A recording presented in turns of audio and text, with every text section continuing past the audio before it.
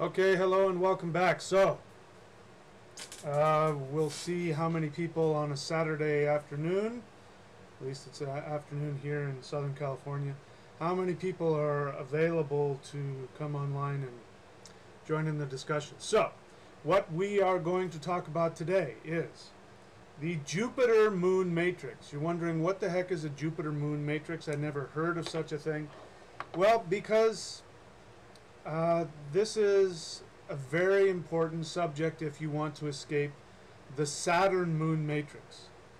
As I talked about in the previous video, live Q&A, there is a Saturn moon matrix, and you can definitely get trapped within that Saturn moon matrix. And the problem is that when you are trapped in that Saturn moon matrix, the mindset that is associated with that pretty much prevents you from seeing any way out. And so all of the thoughts and ideas about escaping actually are ways that keep you even more deeply grounded and trapped within that matrix. So what is the way out of the Saturn moon matrix? Well, the only way out of the Saturn moon matrix is actually the Jupiter moon matrix. So the moon is a hub, and the moon does transmit to your mind, to your emotional state of being. When your mind and your emotions are trapped in a matrix, then you really have very little control over what you perceive. And so, you know, there's a, I don't know if anybody else has said it, but I said it because it makes sense, which is you find what you look for. So if you are of the assumption that you live in a matrix where you are trapped, that you are a prisoner, and that there are beings out there who use you and feed off of you, that mindset colors everything you see. So if you go looking for that, you will find it.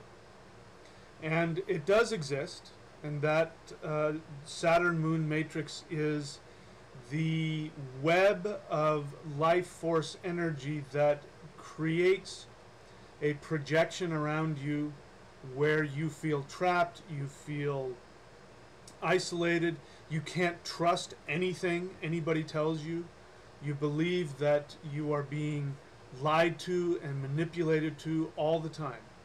And that's a horrible place to be, because, you know, in fact, I just got somebody commented on one of my videos about how to escape the matrix, specifically the reptilian aspect of the matrix, and somebody said, how do I know you're not just a reptilian and you're deceiving me?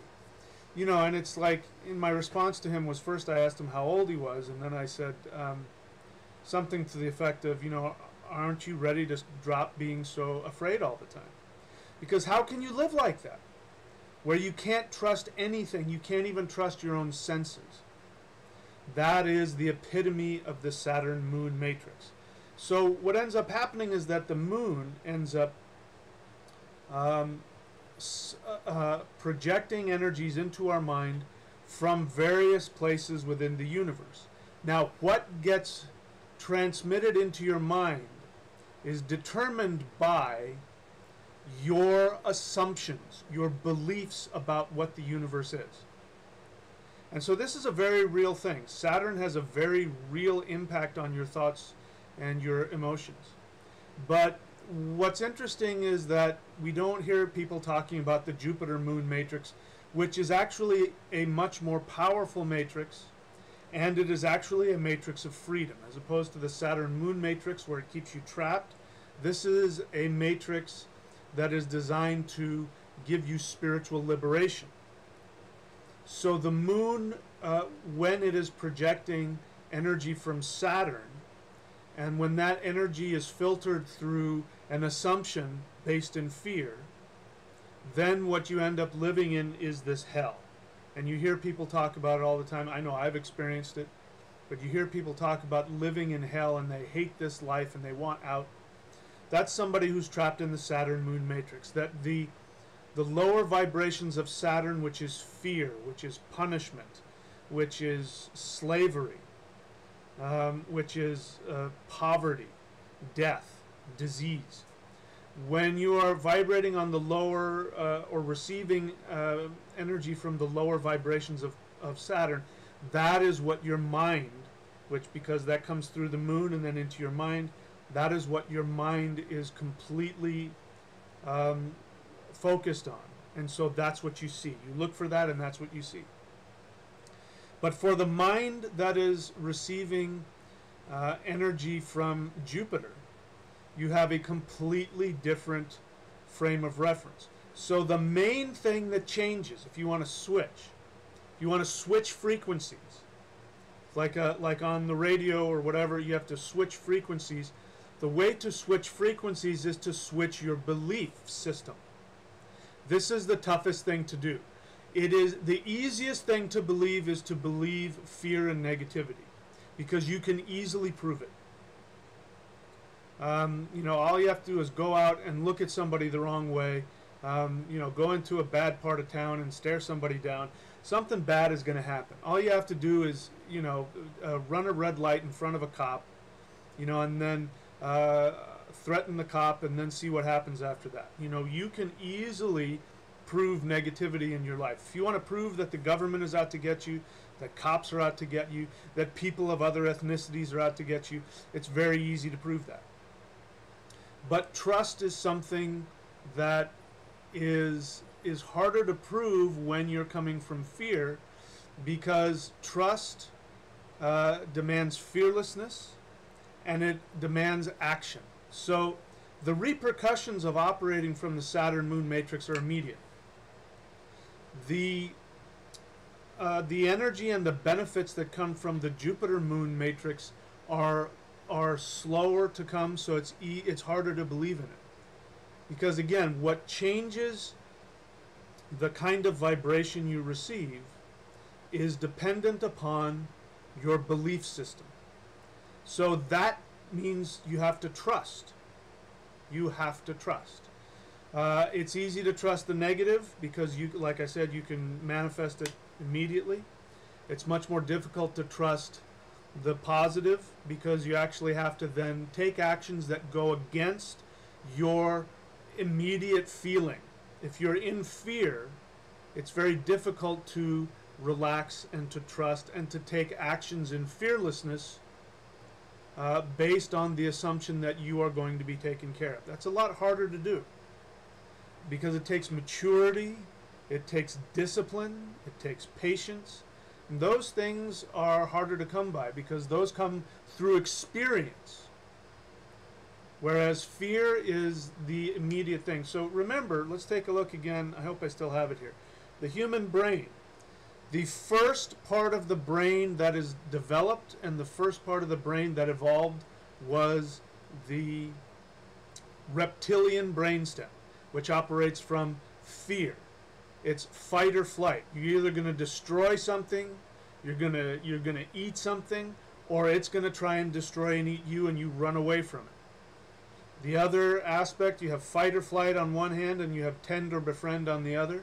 Tend or befriend is coming from fear as well, but it looks like somebody who's very sweet and kind and friendly, but what it is, it's like, you know, it's like an animal that is desperate to be fed, so it comes up and it bows down to you so that you will take it in and feed it.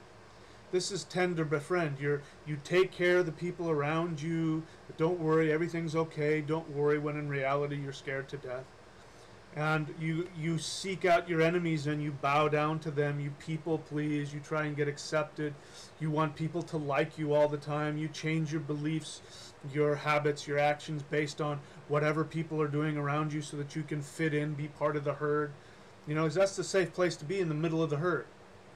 So this is the aspect of the reptilian brainstem, which is stimulated very strongly by the Saturn moon matrix.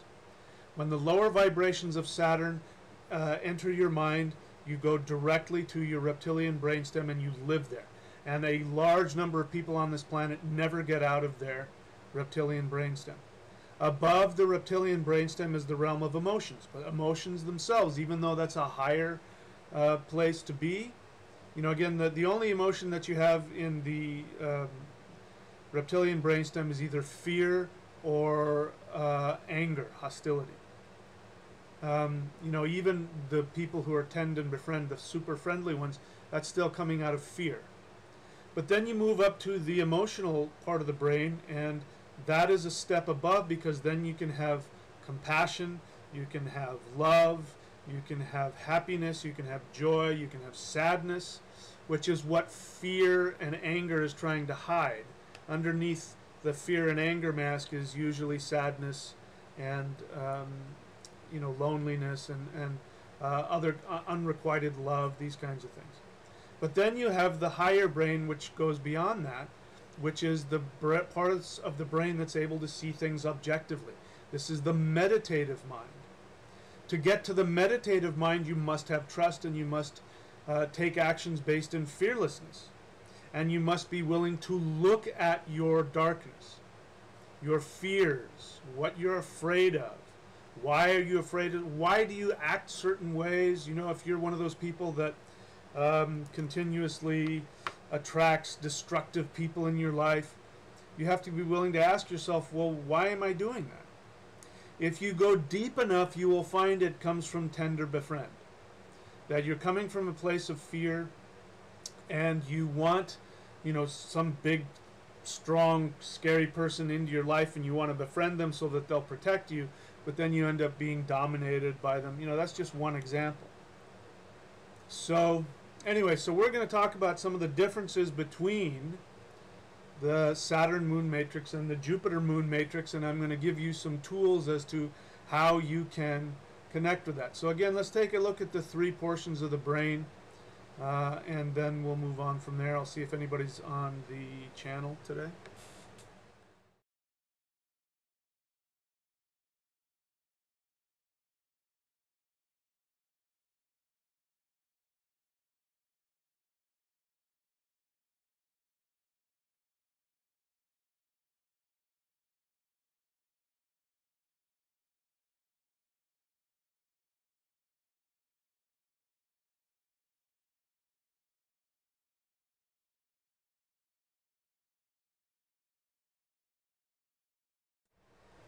Okay, so we got a few people on.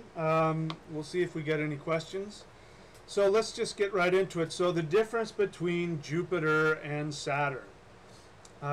Saturn, let me just put a list up here for you, some of the major differences between the two, and then we'll talk about how to find ways to connect with the Jupiter moon matrix.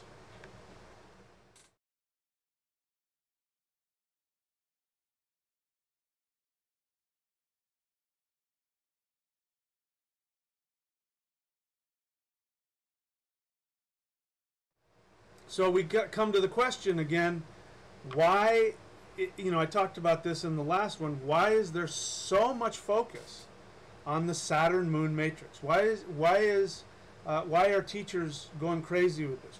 Why is there such a connection to the Saturn moon matrix, to reptilians and the Saturn moon matrix? Well, it's because there's no coincidence for that. Saturn is a, you know, these are all like portals in the universe. Planets isn't necessarily, we're talking about the rock that's flying around in space, or the ball of gas out there that we call a planet. Planet means traveler, so it just means the thing that travels across the sky. In Vedic astrology, planets are called grahas, which means grasp.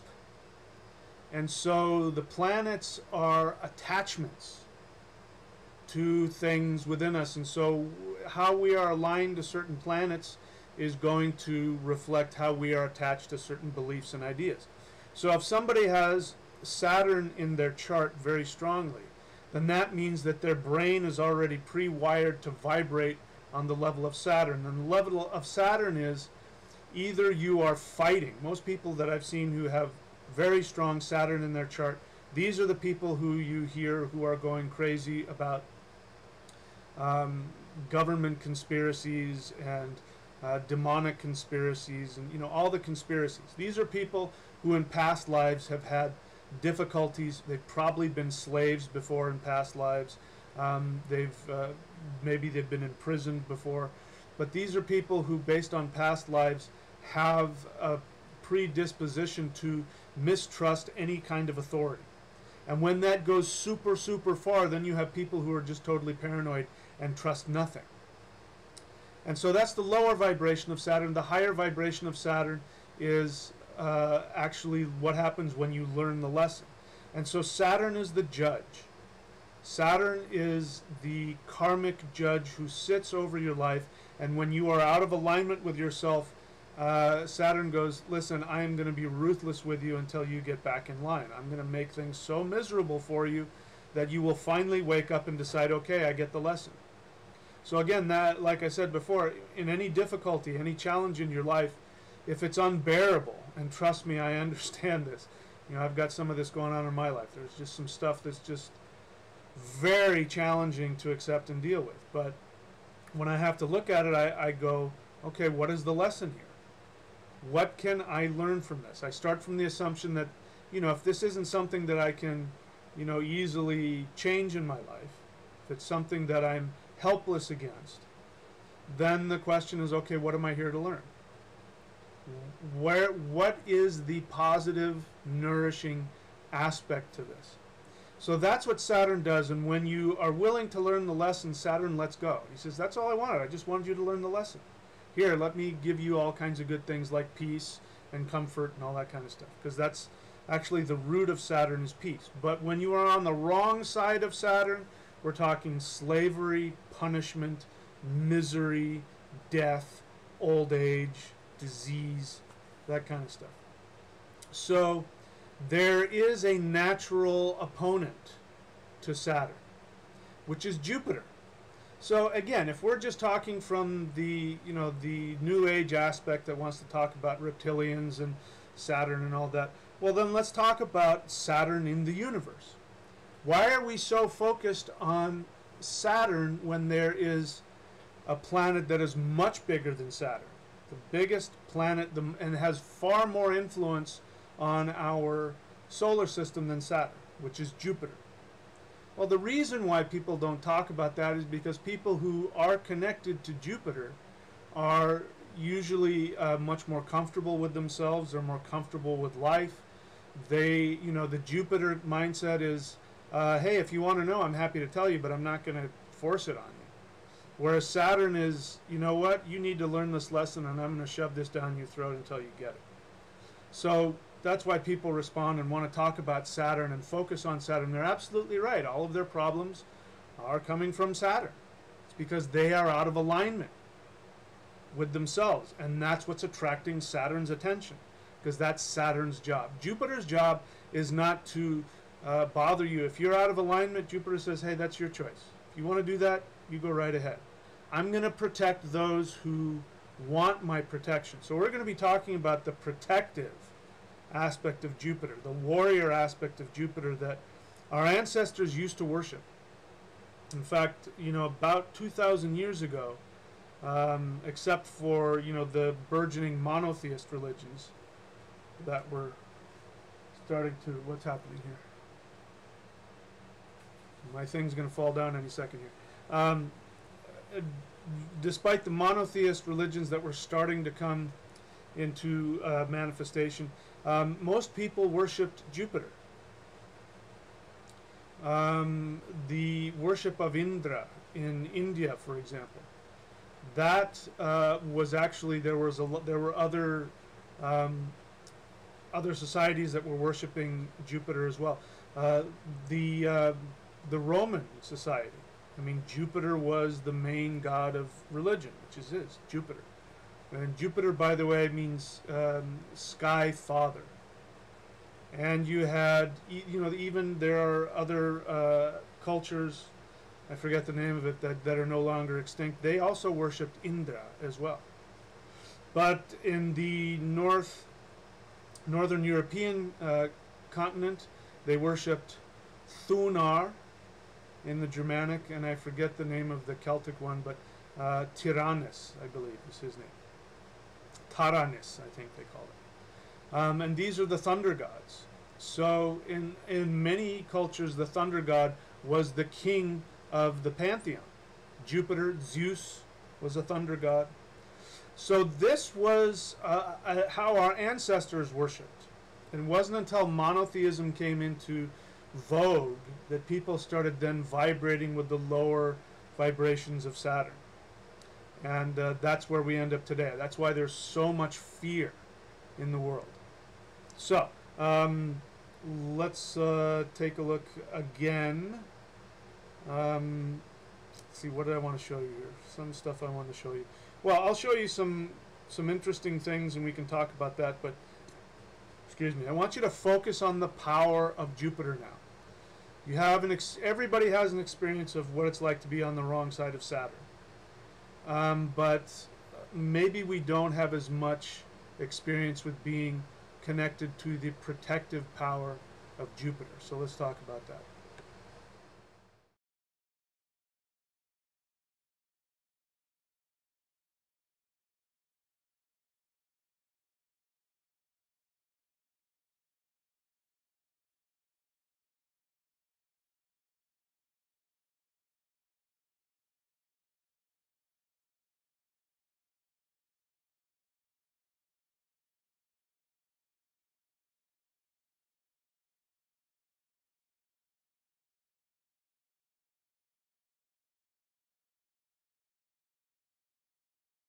Okay, so let me see if there are any questions here.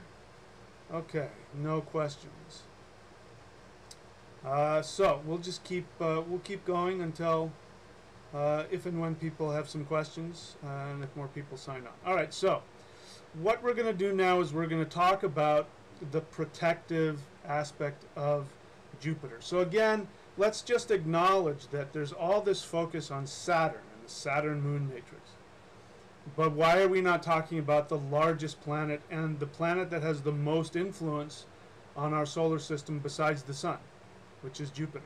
Jupiter has its gravitational field is so intense that it sucks in into its atmosphere from its gravity. It sucks in comets and asteroids and flings them out back into the outer solar system. So if it weren't for Jupiter, there would be a much greater chance of us getting smashed by all kinds of things. So Jupiter is acting like a shield. It's already protecting the Earth. As you saw here, the magnetic field of Jupiter is huge. And so Jupiter is the god of thunder and lightning because Jupiter does have tremendous electrical storms. In fact, if I'm correct about it, lightning on Jupiter is hundreds of times stronger than it is here on Earth. And I think one of the planets, or one of the moons, you know, the moons are so big they're almost like planets. One of the Jupiter moons, I believe there is, if I understand this right, there is lightning strikes that go straight to this moon, or at the very least there's this strong electromagnetic conduit of energy that flows between Io and Jupiter.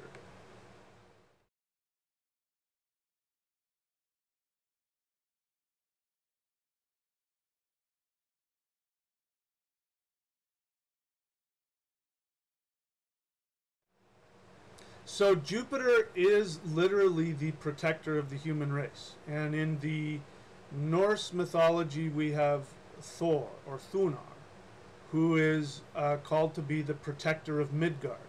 Midgard is nothing other than Earth. So our ancestors understood this from a mythological point of view. Whether they realized it or not, they were intuiting that the planet Jupiter, on a very literal level, protects the Earth from incoming destructive elements because of its gravitational field, and also because of its magnetic field. It is such a powerful planet that it literally protects Earth. And if you want to take a look at it here, you know, the dot on Jupiter, that that little red dot you see on the surface of Jupiter, that dot is so big that you could easily fit Earth just inside that dot.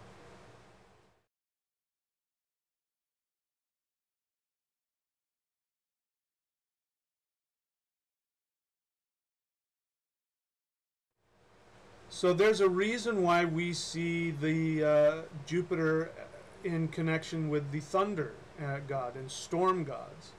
So it's this very interesting mix of high-level vibrations, because unlike Saturn, where you have this very low vibrational energy, Jupiter has a very high vibrational energy connected to it. And at first glance, we would think, oh, that would be a planet of pure peace, but it's not.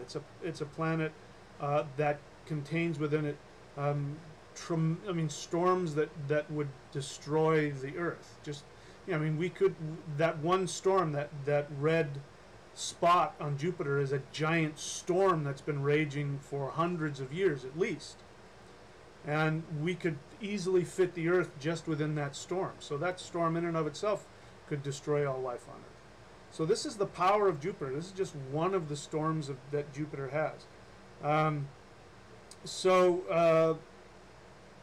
When we're talking about the worship of Jupiter, then we get into the gods that are associated with Jupiter. So we have the two most notable. We have Thor, or Thunar.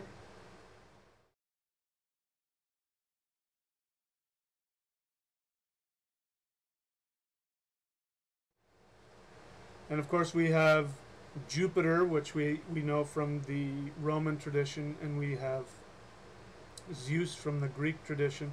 But we also have Indra from the Vedic tradition. Indra has sort of fallen out of vogue in the Hindu. He's been sort of demoted to a demigod. And what that represents is that the evolution of the Vedic religion has evolved into more of a contemplative, meditative religion, which is why we've we have replaced Indra with Shiva. Shiva represents the highest realm of. In fact, Shiva was once originally a name, one of the names of Indra.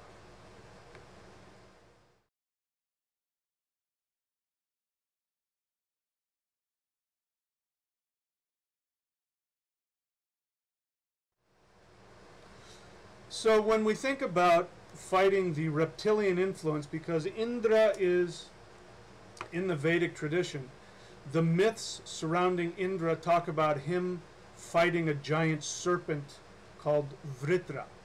And Vritra means the enveloper. So what does envelop mean? It means to constrict. So we've got the two energies of Jupiter and Saturn. Saturn is constrictive.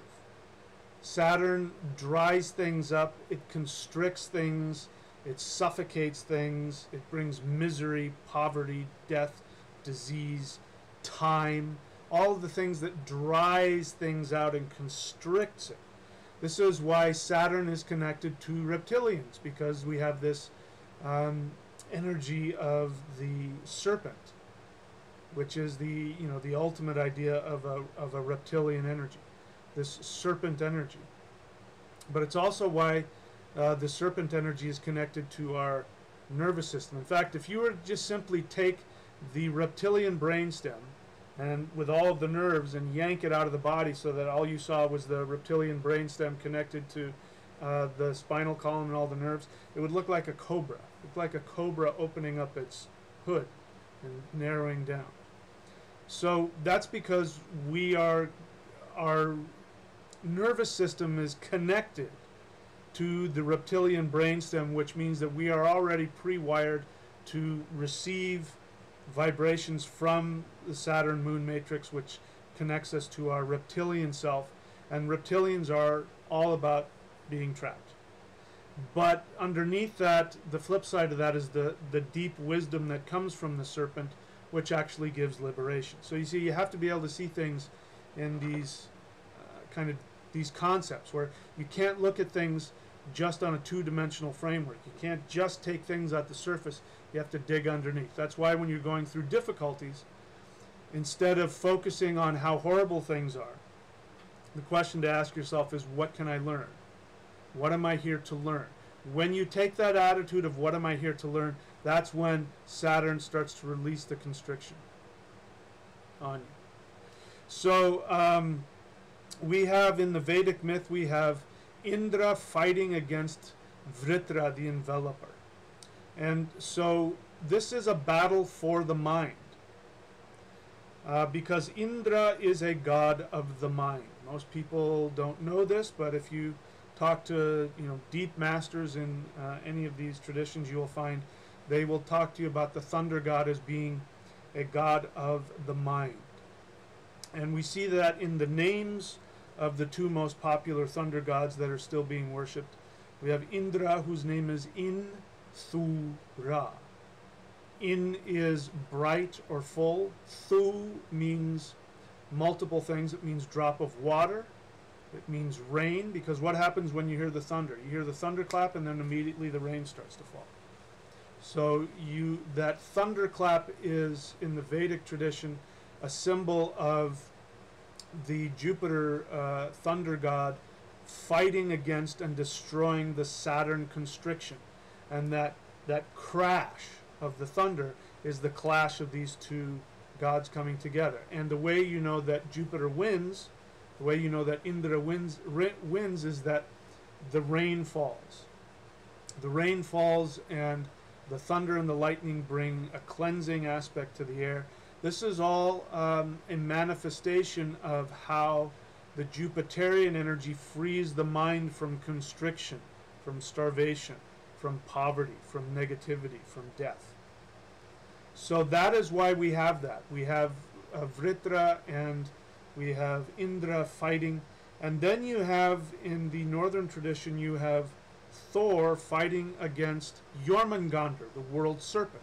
So you have this same myth, comes from, very likely comes from the same Indo-European root mythology about the thunder god, which is expansiveness, fighting against this constrictive reptilian energies.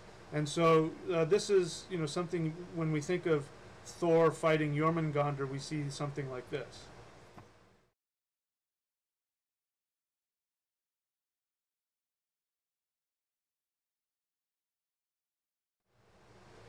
And I prefer to think of it more like, let's see, where is it? I prefer to think of it more like this, where the reptilian influence, when you compare it to the actual power of Jupiter, the thunder god, the storm god, this is what I see when I look at that.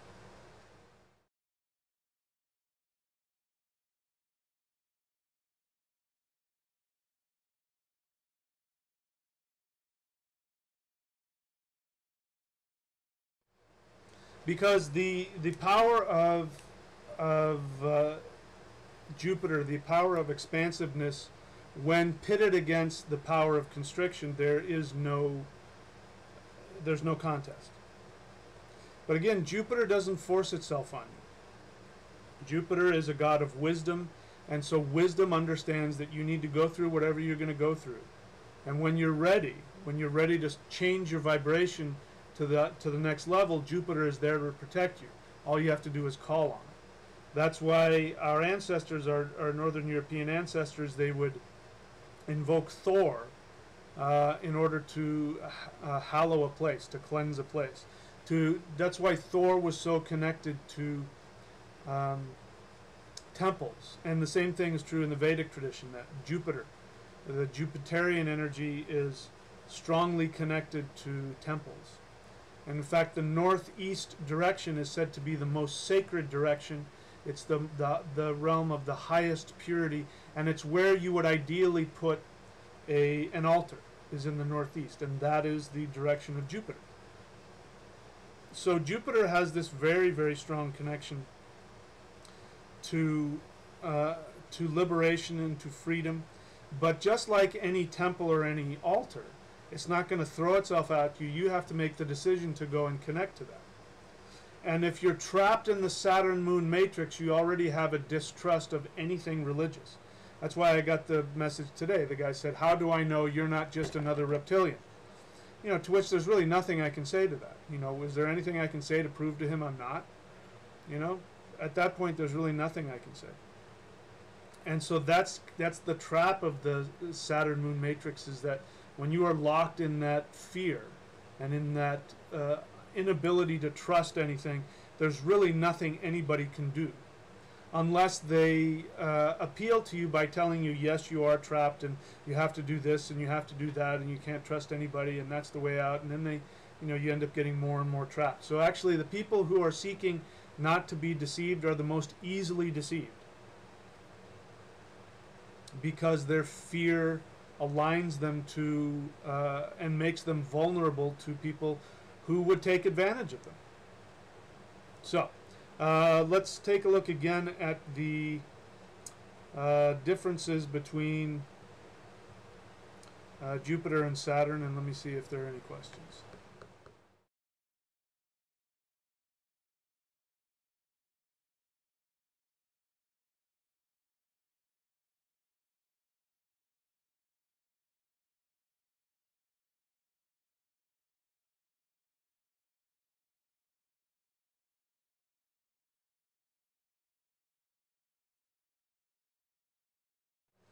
Okay, so Saeed asked a good question, which I believe I did address in the one of the Saturn moon matrices thing. Let's see, let me take a look of it here. Let me take a look. I can't see. Let's take a look at the negative, the lower vibrations of Saturn, and then I believe I have the positive vibrations of Saturn as well.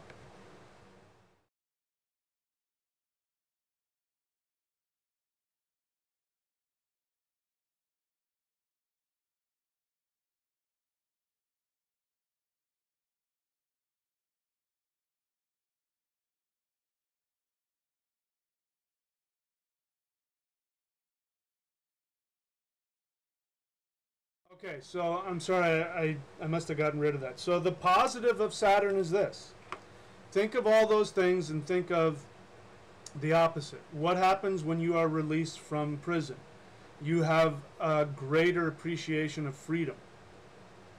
So when you are at the lower vibrations of Saturn, you're experiencing constriction, disease, poverty, misery, death, isolation, lack of nourishment, old age. You know, these are the negative aspects of Saturn. The positive aspects of Saturn is deep, abiding peace. Because when you learn your lesson, which is what Saturn is all about, Saturn is just there to say, hey, listen, you are out of alignment in these areas, and I am going to sit on you until you learn the lesson. So when you learn the lesson, you actually get a deep sense of peace that goes beyond anything. The other, one of the other great benefits of Saturn on the positive side is compassion. Because if you've been on the negative side of Saturn, that means you've experienced suffering. And once you pass the lesson of the suffering that was, again, trying to bring you back in alignment with yourself, you know, lessons of suffering mean that at some point in our evolution, either in this life or in previous lives, out of either ignorance or being out of alignment, we caused harm to others. And so Saturn says, no. I'm going to let you know what that feels like so that you know not to do that. And so when we've experienced suffering and we come out the other side of suffering, then we have compassion. And so we have the ability to go, for instance, you know, let's say you know somebody who's sick, right? Let's say they've got a, you know, a really challenging health issue. Now, they've already got plenty of people in their lives telling them, what are you going to do? What did the doctor say? How are you going to blah, blah, blah? You've got to eat right. You can't get too stressed out, blah, blah, blah. I deal with this when I've worked with cancer patients, is that they're constantly being told, don't get too upset, make sure you get plenty of sleep. And so they're under all this pressure all the time. People are asking them, how are you? Are you okay? How do you feel? And so when you've been through that, then you get to know, hey, the last thing these people need is somebody coming and focusing on all that and asking them how they're doing, and they just need somebody to be there with them and treat them like they're a normal person. That comes from compassion because you've been there. So that's the higher vibration of Saturn. So, but we can use the power of Jupiter to actually fight against the constriction, because Saturn is expansiveness. That's why it has such a strong magnetic field, because the magnetic field repels, right? It empowers and repels. It's actually, what's interesting about Jupiter is that even though Jupiter is a gas giant, at one of its cores, it actually has, if I'm remembering correctly, it has metallic hydrogen, if I got that right. Metallic hydrogen, liquid metallic hydrogen. And so it rotates, the bands rotate differently, and that's why it creates such an intense magnetic field. But that's interesting, this gas giant actually has a lot of metal in it.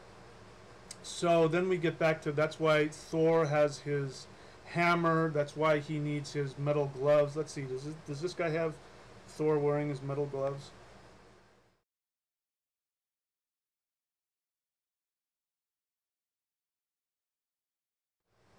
No, whoever painted that painting, which I think is very cool, they didn't know that Thor actually has to have a metal glove in order to pick up his hammer, which, as you know, for a human being, the last thing you want to do if you want to deal with electrical energy is to put on a metal glove.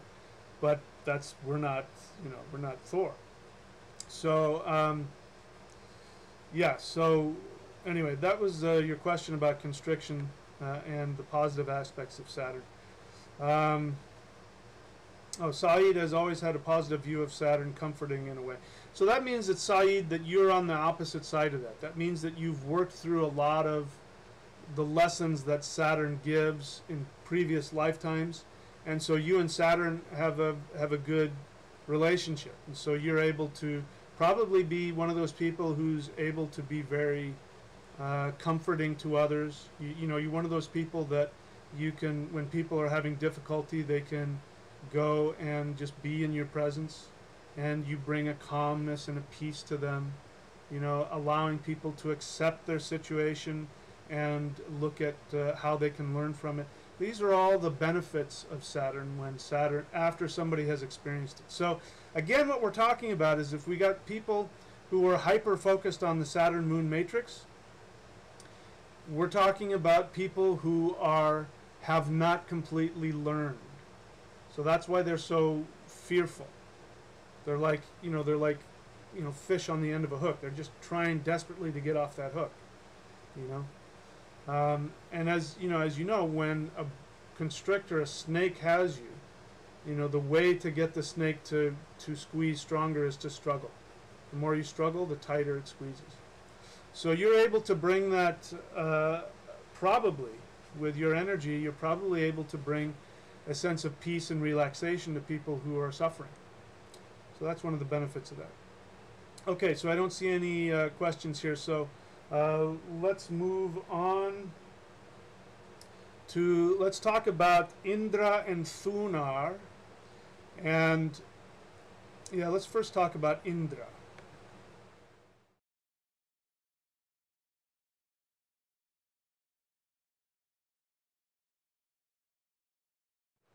So here we see, in the name of Indra, we actually see the true nature of the moon matrix. Because Saturn itself, even though it has a very strong effect on the mind when you're on the wrong side of Saturn, Saturn is not developed to be a moon matrix planet. But Jupiter is. Jupiter is designed, in fact, Jupiter is at its happiest when it's in Cancer, which is the sign of the moon. When the moon and Jupiter connect, you have this incredibly expansive, deep, peaceful, meditative, and dynamic experience. So we have, in the Indo-European tradition, at least the two surviving Indo-European tradition deities that are thunder deities that are still being worshipped today. We have two vibrations of Jupiter, and one is the combination of Jupiter and the sun and the moon, and that is Indra, because his name is the king of the full moon. And what happens when the moon is full? It means that the moon is reflecting the entirely, there's nothing blocking it between it and the sun, and so it is completely reflecting the sun. So we have a strong connection between the moon and the sun, and so Jupiter is said to be the king of that, the king of the mind. So the moon means mind. Moon originally didn't mean just that. Moon, when you said the word man, which is what the original Germanic word for moon is, when you said man, you meant mind, you meant moon, and you meant human being. Human being. And the word in Sanskrit is manas, comes from the same root of man. It means mind. So Thu is the aspect of the ambrosial nectar, which gives enlightenment. When you drink it, see, when the ambrosial nectar isn't about eternal life, meaning never dying. It means eternal life, meaning connecting to eternity with your mind. And so that's what the soma was all about. That's what the mead is all about in Germanic traditions. So Indra is the king of the fully enlightened mind, which can reflect the spirit in purity without any blocks. And so this is what you get when you go up against the negative aspect of Saturn, which is the constrictor, vritra. And so in order to defeat the Saturn moon matrix, what you need to have is a fully enlightened, fully expanded meditative mind. And when you have that, then you see things objectively, you see things from a distance. You're now even rising above your own emotions, because the moon is also emotions. So Indra is the king of the source of human emotions, which means that he gives you the ability to overcome your fears, overcome pain, anxiety, panic, all of these kinds of emotions. He has the ability to overcome that. But he is a warrior. So the sun is a king, but it's more like a warrior king. And so Indra, in fact, is so powerful that the sun worships Indra. You didn't know that, did you? But the Vedics are very clear. It says that the sun sits in the east and worships Indra for long life and the power to rule.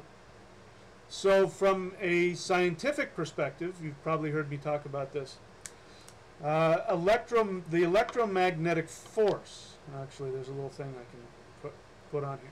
The electromagnetic force is what keeps the sun from burning itself out. So we have, again, Saturn would be gravity, and Jupiter is the electromagnetic force.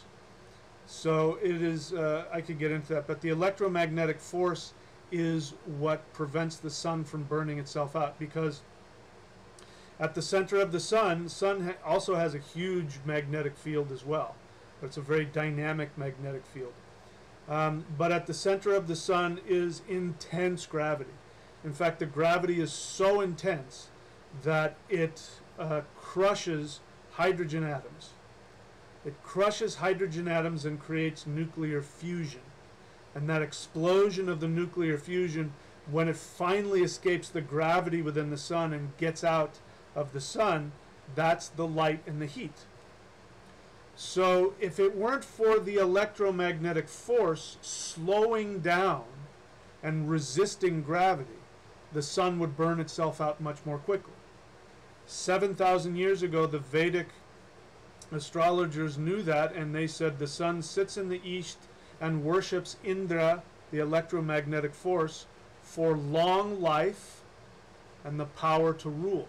That's why Indra is seen as the king of the heavens, because he not only is he lord of the moon, lord of the mind, not only is he the defeater of Saturn, he has defeated Saturn in battle and given human beings expansiveness. Not only is Jupiter in the solar system, literally with its huge field of gravity, throwing and ejecting comets and asteroids that could come into the inner solar system. It's protecting the inner solar system from that. Jupiter and the power of electromagnetism is the thing that keeps the sun from burning itself out. Without the sun, we wouldn't live. We couldn't survive without it. So we'll talk a little bit more about that, but let's look at, again, some facts about Jupiter.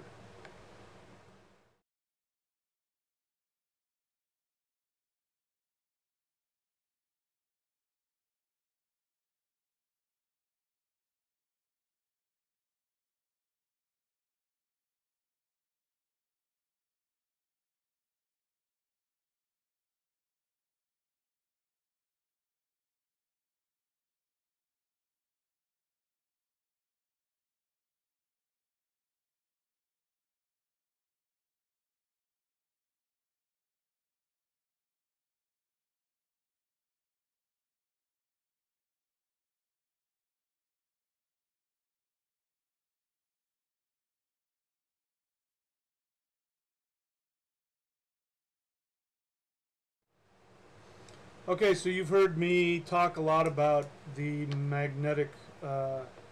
electromagnetic force. So forgive me if I'm going to be repeating myself. Again, I'm not a physicist, so I'm just doing my best in layman's terms to understand what it does. But the reason why I'm so interested in the electromagnetic force is because I'm a thunder shaman. And so Jupiter and the power of Jupiter has a very strong influence on my teaching and on my spiritual path. And so I think a lot about that. And in doing that, I ended up doing research on the electromagnetic force and magnetism and electromagnetism and all that. And what I found out is that on the subatomic level, the electromagnetic force is what keeps molecules from smashing into each other. The electromagnetic force is what gives boundaries between different things. It's why my hands, if I press, they don't go through each other. It's why I don't sink through the floor because of the force of gravity. It's imperceptible. You can't see it, but it's everywhere. And everything on a subatomic level has its identity. It's able to keep its structure. The atoms are able to keep their structure because of the electromagnetic force. And on a small scale, it's 10 to the 36 times stronger than gravity. And so in the myth we have Thor goes up against time and old age, which again is like gravity. And he can't defeat it. Time and old age is actually an old woman, and he thinks, he's challenged to wrestle this old woman. He says, "I'm not going to wrestle that old woman." And the guy says, "Go ahead, give it a try, see if you can beat her." And sure enough, he couldn't beat her. The best he could do was, as he went up against her, he dropped to one knee, but she wasn't able to take him all the way down. She wasn't able to completely, wrestle him to the ground. The best that she could do was get him to drop to one knee. Which means that eventually the electromagnetic force does succumb, and this is what happens with black holes. Black holes, the gravity gets so intense that it overcomes the electromagnetic force, and then it collapses in on itself, and then that's where we get black holes from. But if it weren't for the electromagnetic force, nothing would have any individuality. So this is why, another reason why Thor is seen as the protector of the human race. Same thing with Indra.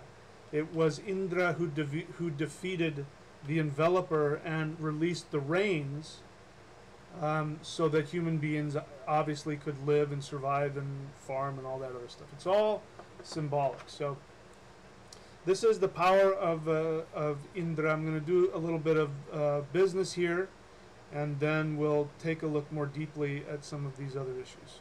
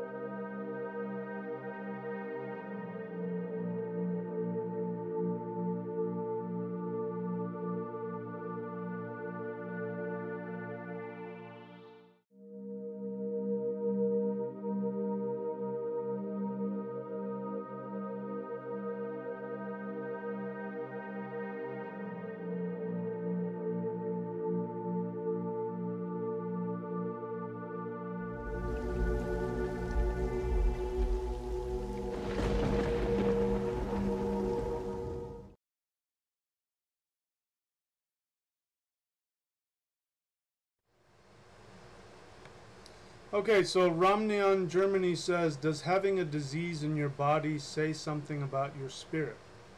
I was born with asthma. So that is a great question. The short answer is yes. Let me first say that whatever I'm going to say is not supposed to take the place of any actual medical advice or treatment. Okay? So understand that. But from the shamanic perspective, every disease is a symbol of an internal challenge that we have with ourselves. Some people will say that it's a result of negative karma, but that's not actually completely accurate.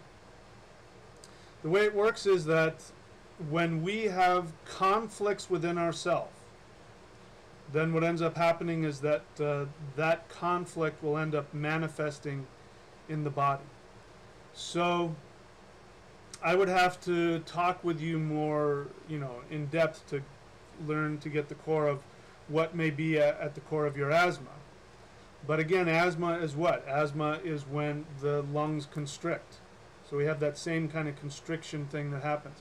Asthma, if I'm wrong, you can correct me, happens, when you're under a state of stress, you're more likely to have an asthmatic attack, right?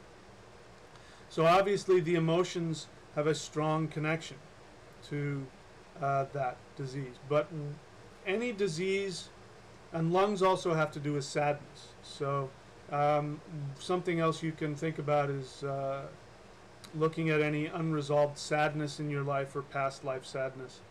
But learning to trust, learning to be in a state of trust, those will be positive, helpful things for you.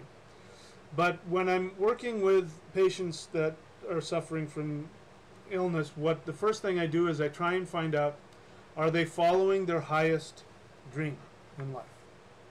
And to understand that, this is, again, the foundation for everything that I teach. This is the foundational understanding. And if you have this foundational understanding, then really you don't need to do anything else. And everything I teach will have a lot more power to it. And that is the secret shamanic commandment to a perfect life.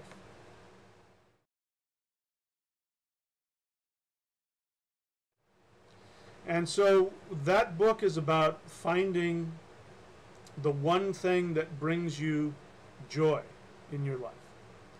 And the biggest challenge that we have in our life, and I think probably the main life challenge that we are here to experience, is the recurring challenge of facing the choice between following what brings us our deepest happiness and what something or somebody else wants or expects of us. And when we choose to follow other people's expectations, when we choose out of shame or fear or guilt or, some other uncomfortable feeling, when we choose out of that to not do what it is we truly want in favor of getting other people's approval, then we create a challenge within ourselves. We create a conflict. And that conflict is self-directed. So what ends up happening is that the soul is fighting the ego for, should I do what makes me happy, or should I do what God wants me to do, or my parents want me to do, or my spouse, or the government, or just what I think I'm supposed to be. Should I do what I want, or should I do what I'm supposed to do? Whenever you go out of your alignment and you do that thing that is not what you truly want, then your soul gets angry, and you get angry at yourself because you're not getting satisfied. You're not getting what you really want out of life. And that creates an intolerable rage. Now, in order to survive, in order to function, we have to push that rage down. And that rage gets pushed into our unconscious mind, meaning we're not aware of it. And so over time, what ends up happening is that your unconscious mind ends up manifesting the internal conflict in the body somewhere. We could get into that, but different parts of the body have different representations, and different diseases usually have different representations as well. So, I'd have to talk to you more in depth to get to the root of your issue, but generally speaking, that answers your question. That was a great question. Let's see, what else? Okay, so again, the best way to interact with me is with a question. I'm really not going to respond to statements. Even some of them are interesting and nice, because I'd much rather spend my time answering your questions about things.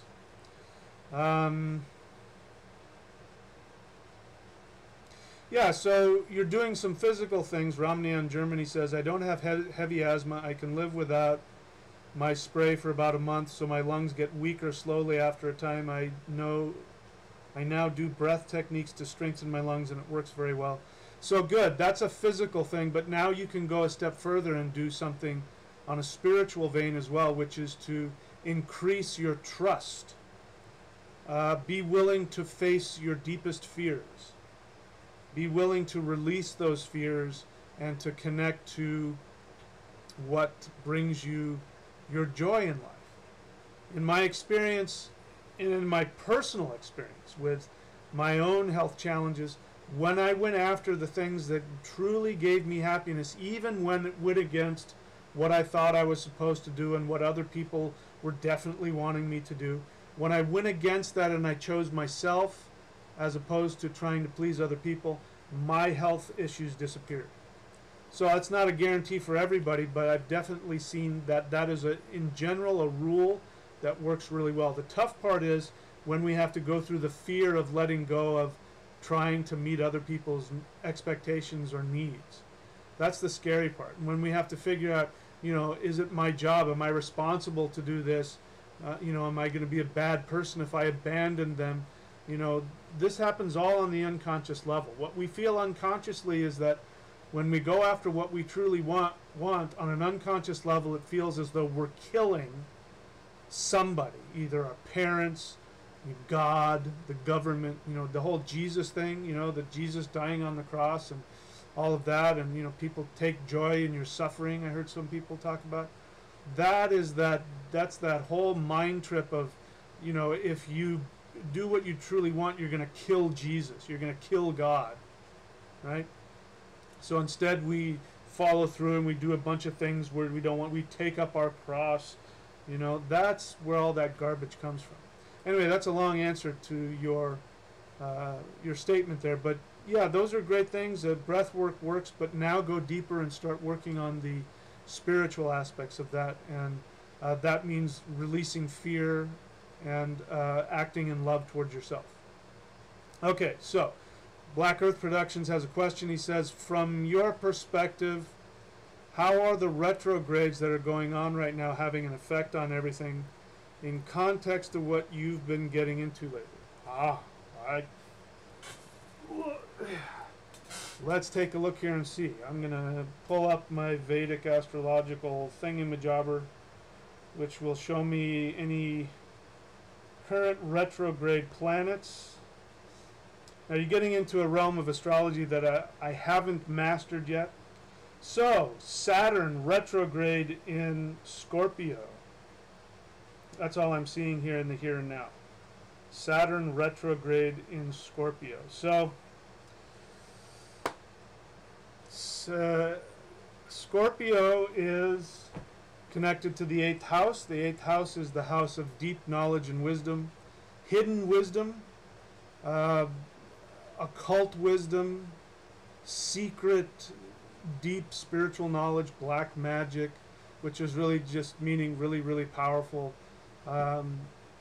practices that can be used both for positive and or negative purposes. And so here we have Saturn, which is karma, which is all the things we talked about. And so if I have in my my 8th house, even though my 8th house isn't Scorpio, but in my 8th house I have Jupiter retrograde in my 8th house. I also have Saturn retrograde in my 6th house. 6th house is the house of disease. So here I am as a shaman. What I do is I'm always looking backwards into time to see how people's our ancestors, when they walked out of their integrity, the challenges that we're now living in. Global warming, we went through periods of slavery. We've got tremendous cynicism about anything. We have an incredibly cynical world out there. Disease, war, all that kind of stuff. These are some of the negative aspects of Saturn. So that means that I'm looking backwards in time to see how the karmic effects of that has affected the human race. In my 8th house I have Jupiter retrograde, which means Jupiter's looking backwards in time as well, which is, if I've got Jupiter in my 8th house, that means that Jupiter wants to teach secret knowledge, secret teachings, occult knowledge. But now that you've got Jupiter retrograde, it means I'm looking backward in time. So this is why I'm so interested into the knowledge of my ancestors. So that's with me. Again, that's retrogrades and all that kind of stuff. Planet transits, that really isn't my... I'm not an expert in that yet, but those are just my off-the-hand thoughts about that. All right, so let us continue. So let's see here.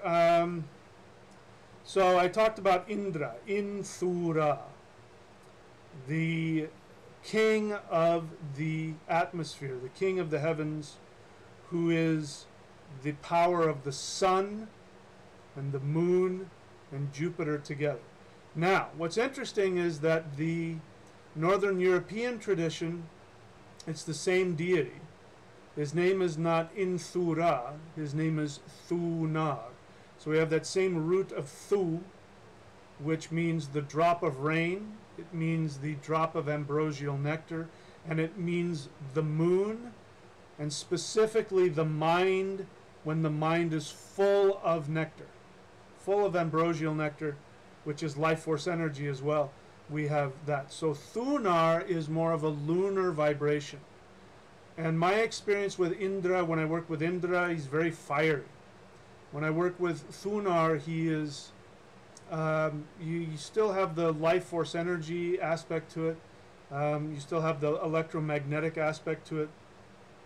But I get a deeper, more of a lunar, meditative mind aspect to it. So we see that reflected in the names themselves.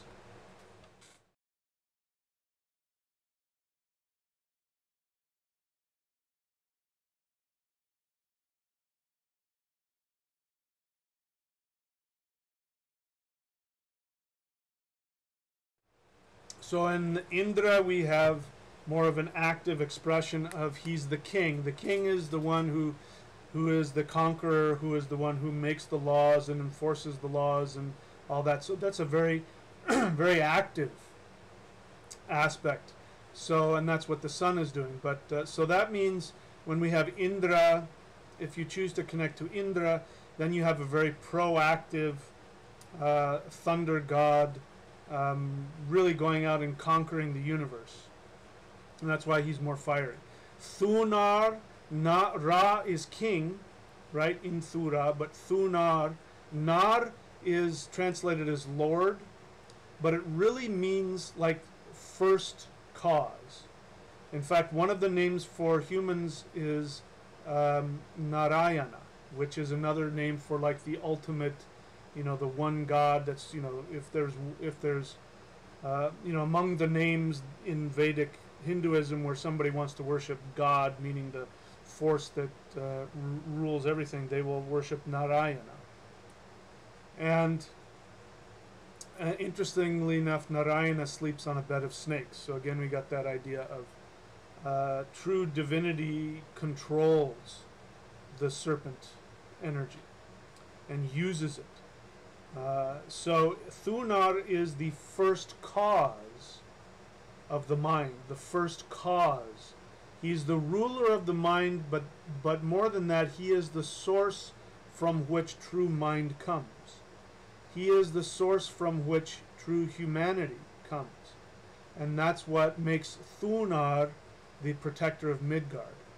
So, again, I'm just going off of my personal experience. I think this is reflected a lot in mythology as well. Indra is the unyielding conqueror. I mean, he's brash and, like lightning. He's going everywhere, and you can't contain him. But he goes out, and he's unrestrained, and he conquers the universe. Thunar, even though Thor is big and he is a half giant, there is a stoic silence about him, which is like he's the guy in the room who'll sit in the corner and make sure that everybody is not getting out of hand. But when somebody does, he's the first one to stand up and put people in line. Because what he does is he fights against ignorance and negativity. Thunar is off fighting the giants. He's off fighting the giants so that the rest of the gods in Asgard can sit and drink mead and talk and, shoot the crap with each other or, play games or whatever it is that they do. Thunar is the one out there fighting. So here we see some difference in that. So these are just things to be thinking about when you're working with, again, the Jupiter-Moon matrix. The Jupiter-Moon matrix. All right, so I'm going to do some business here, and then I'll see if there are any questions and see what else I want to say about this very powerful subject. Where's my ads? There.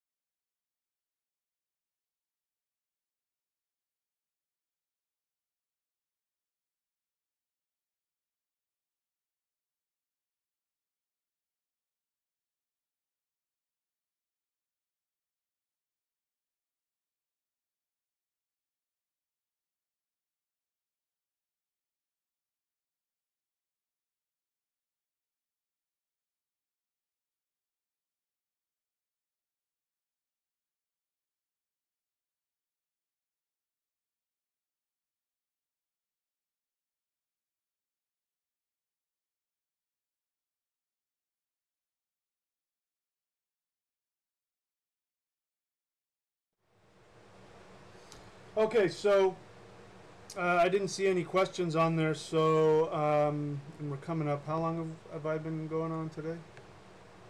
Yeah, a little over an hour, so maybe this might be a short one today. Let's see. So we talked about the electromagnetic force, which is one of the most powerful, if not, I mean, next to gravity. Again, on the big scale, when gravity starts getting really, really big, like we're talking, you know, black holes, then from what I understand, the electromagnetic force starts to break down. But as you go smaller and smaller and smaller, the electromagnetic force becomes much, much, much more powerful. And this is why when we're working with the Thurisaj rune, what ends up coming up is the concept of personal boundaries. And this is why working with Thor, since we're talking about this, most important thing in life is to follow your deepest joy. This is why working with Thunar or Indra or Jupiter is extremely important, because without our personal boundaries, it's difficult to hear our voice. And one of the main diseases, in fact, I think the cause of all disease, in my opinion, at some point when you get to the core of it, regardless of what the disease is, eventually you find a conflict on either an emotional, psychological, or even a spiritual conflict about doing what you know to be what is most empowering for you and doing what other people want you to do. And again, just, you know, people pleasing itself, just doing what other people want to get their approval or to get something from them, immediately puts you into the reptilian brainstem.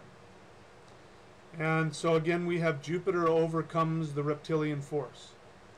It is the easiest way to overcome the reptilian brainstem is to work with Jupiter.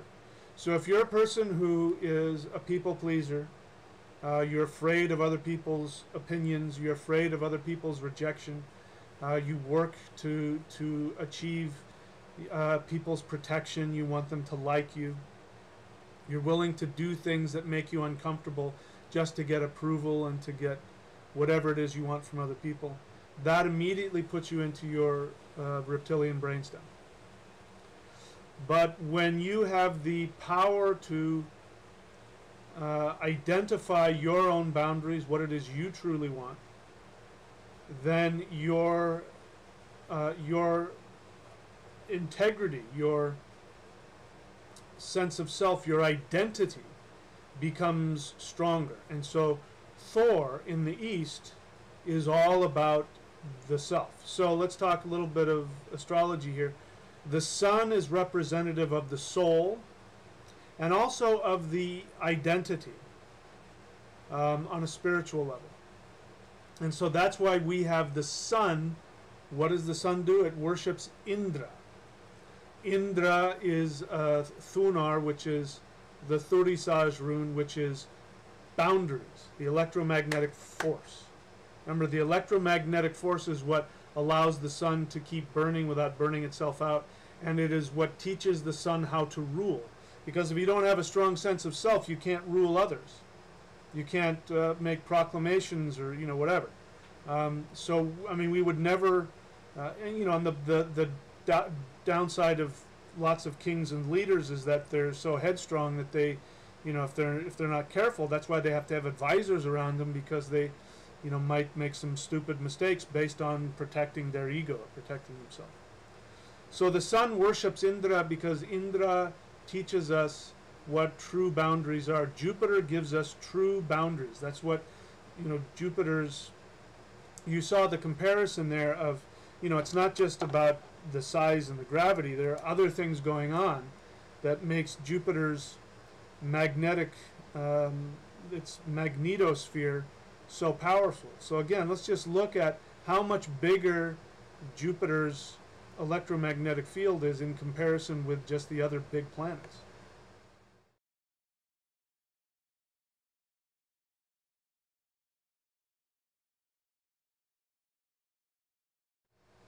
Again, you could easily fit the sun within the magnetosphere of Jupiter. So this again is what will protect us from, I think, disease, as well as being able to allow us to have the individuality to accomplish our goals. Let me talk a little bit more about the mythological understanding from the Northern European perspective. According to the Northern Europeans, Thor, who himself is half giant, goes off into the east, which is the giant home. And he goes off, and if again we connect this to the sun is in the east because the sun is the king. And without a powerful identity, you can't be king. So that's why the sun sits in the east, in the home of the giants. But in the home of the giants is also the home of the Thyrses, the giants that do not, that walk through villages and pick people up and bite their heads off and stomp on things. They only have one eye in the middle of their forehead, which means not that their third eye is open, but that they can only see things. They can't even see things in a dual perspective. They can't even see black and white. They just see only from their own perspective. So they have no boundaries. They can't respect anybody else's boundaries. They walk all over everybody. This represents ignorance. This represents selfishness and ignorance and acting out of that, causing harm to people without any awareness, what, that does. I'm sure you know people like that are, just so wrapped up in themselves they have no clue how their behavior affects the people around them. So Thor goes out and he battles that. So when you work with Thurisaj, and I believe I have in the links below in the playlist section, I have a new mantra that I gave out, which is the web of Indra. The web of Indra, which connects you to everything and at the same time keeps you within your own identity. But working with the Thurisaj rune, Thunar, that's the easiest way to get toxic, destructive people out of your life. Wear a Thurisaj rune, chant Thurisaj, chant Thurisaj's root, Thung, which is also the root for Thunar, Thung. Anyway, we could also talk about Indra and Ing, but that's a whole other subject. So I'm going to check to see if there are any other questions here before I go any further. So let's do some more.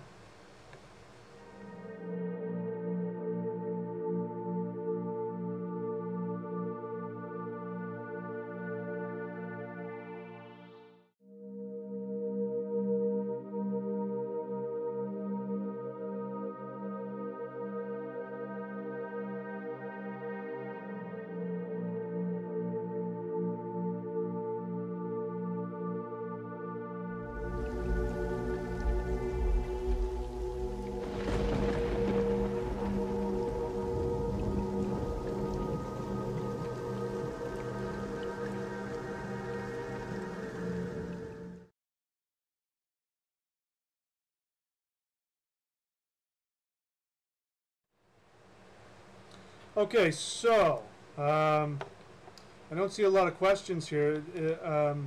It could be the subject matter, it could be the time of day, I don't know what it is, but this is also kind of Jupiter as well. Jupiter, this is why you don't hear a lot of people going on about the Jupiter moon matrix. They want to talk about the Saturn moon matrix. There's a lot more drama connected to Saturn and the Saturn moon and feeling like a victim. But once you start dealing with Jupiter, one of the first things that happens is you start having this sense of peace, you have this sense of fulfillment, you have this sense of spiritual connectedness, and so when you're in that state, you really don't have too many questions. That's an interesting thing to understand. Questions are about control. We never ask questions unless we're looking to control something. And we don't look to control something unless we have fear. Now that doesn't mean, of course, you can't ask questions because you're curious, but you'll see most of the questions that I get have to do with something that somebody wants to fix in their life. So that's why there are so many questions about reptilians and Saturn and the Saturn moon matrix and aliens and demons. I mean, people will ask questions all day. If I do something about that, you know, demon possession, I would be bombarded with questions. Because questions are ways that the mind looks to control your environment. And we don't seek to control things unless we feel insecure. We feel powerless. So when you get a sense of power, all of a sudden the questions fall away. And you don't really need to ask the questions, or you don't even really care anymore. It's like, yeah, I don't know about that, but who cares?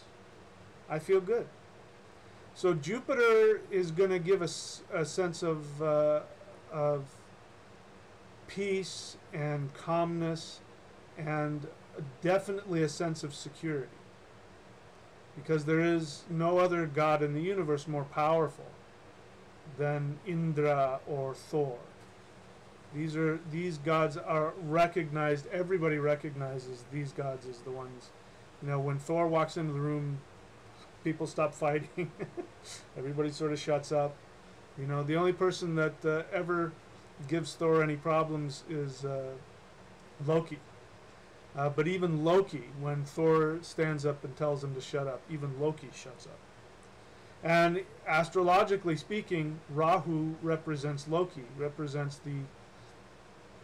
the most destructive part of the universe, is that part of which is represented as Rahu or Loki.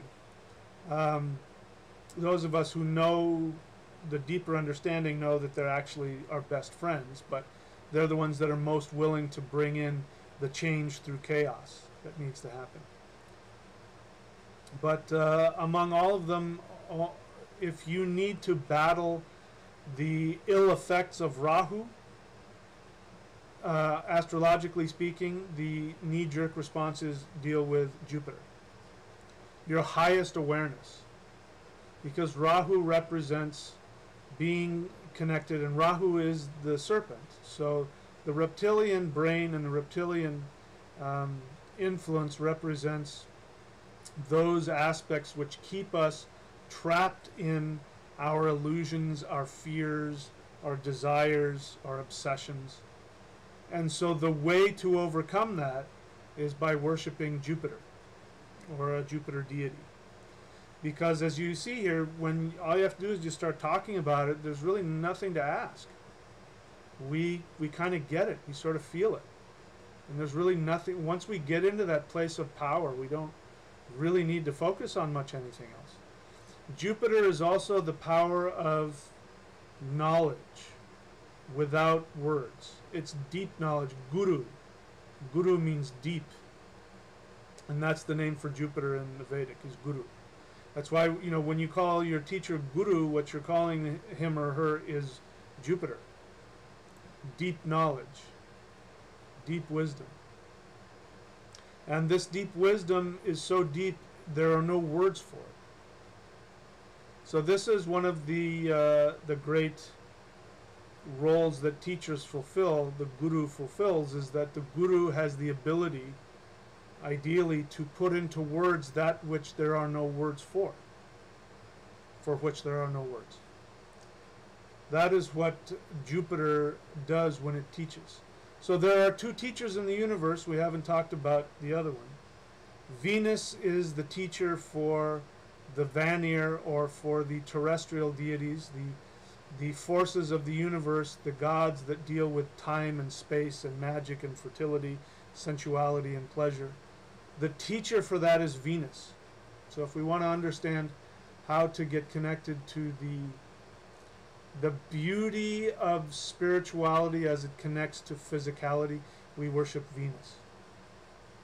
And when we want to worship the deep aspects that go beyond the physical, then we worship Jupiter. So, unless there are any other questions, I'm going to look at my notes here. I'm not so sure that I have much more to say, other than how much I'm enjoying connecting to this wonderful, deep understanding of Jupiter. Okay, so again, I'm looking for a question, so I'm not seeing a question here. Okay, So no questions. So I've got no questions to answer. So I think that's going to be it for now. We'll see. You know, the Jupiter reptilian matrix stuff gets a lot of hits. Gets a lot of views. When we start dealing with when we start dealing with actual you know, answers to these problems, we get a lot more. We get a lot less views. People would much rather be crazy and fearful and chaotic than to be at peace. So, but we do have to balance it every now and then and talk about peaceful things. So, as I finish up here, I got a lot of pictures here that I thought represented Jupiter and things connected to Jupiter. So I'll kind of put those up until we come to the end, and I'll see if I have something pithy to say.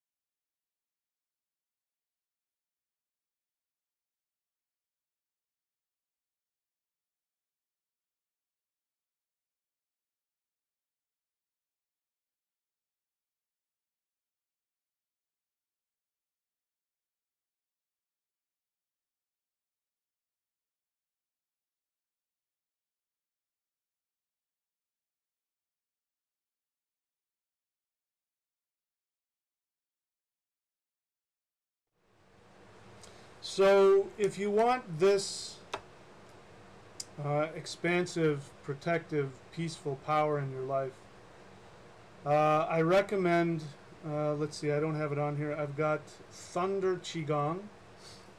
That DVD, Thunder Qigong, Qigong, is a practice which will give you a physical stance, what's called the Zhang, which is a standing posture, which will connect you to the expansive power of Jupiter.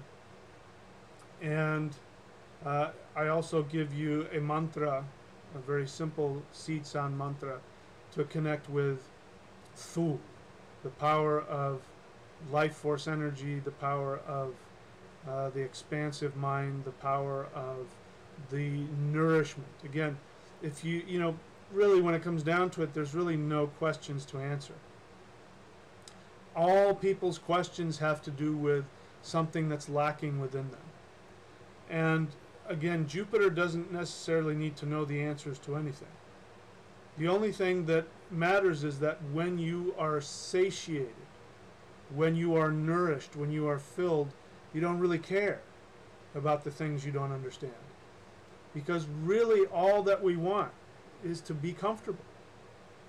We want to feel nourished and loved and empowered.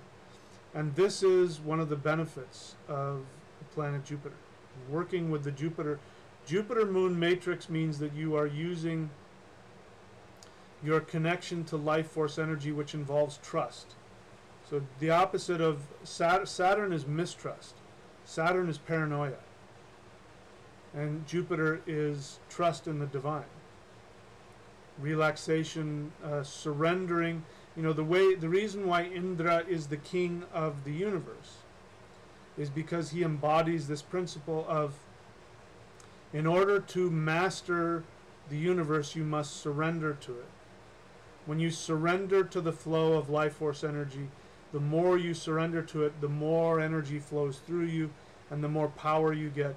And so the only way to master life force energy is to surrender to it.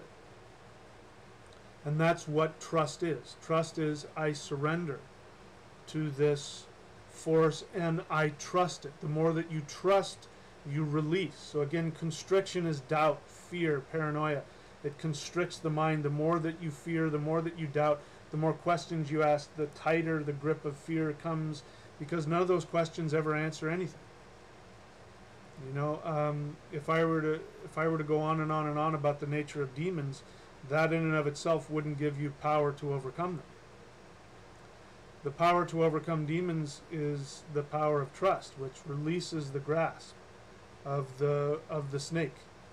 Trust is what releases that grasp. And the more that you surrender and trust that infinite power of life force energy, the more that the reptilian brain and reptilian entities will then bow to you.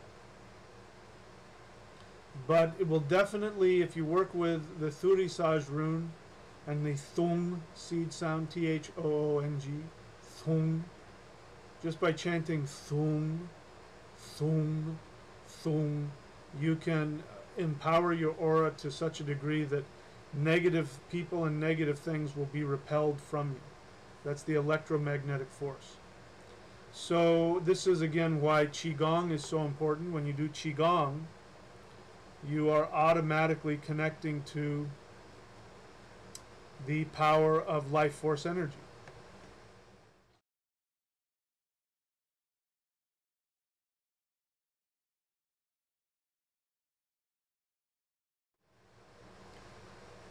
If there's one book that I recommend, it is the one I already showed you, The Shamanic Secret Commandment to a Perfect Life.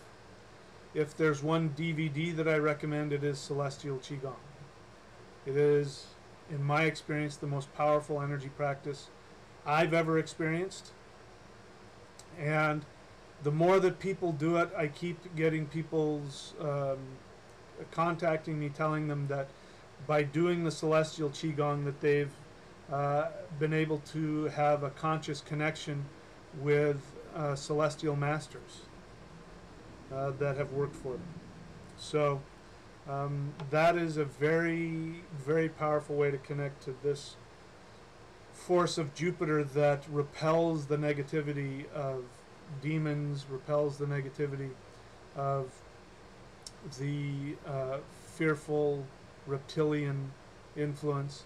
It is this ability that helps us to overcome the reptilian brainstem. So Qigong is one of the fastest ways to do that. Anyway, so I think I've run out of things to talk about. I don't see any more questions. Let me see, I'll take one last check. I have a question. Would you be willing to go deeper into Rahu? Well, yeah, sure. You know, I'd need a specific question, but we're really sort of right now talking about how to overcome the negative impacts of Rahu. You know, everything has a positive and negative impact. But to get over the negative effects of Rahu, you use Jupiter. Let's see. Alright, so again, I need a question. So without a question, I don't respond to it. You can have your opinion. I'm not going to try and talk you out of that. What I really want is a question. Alright, so...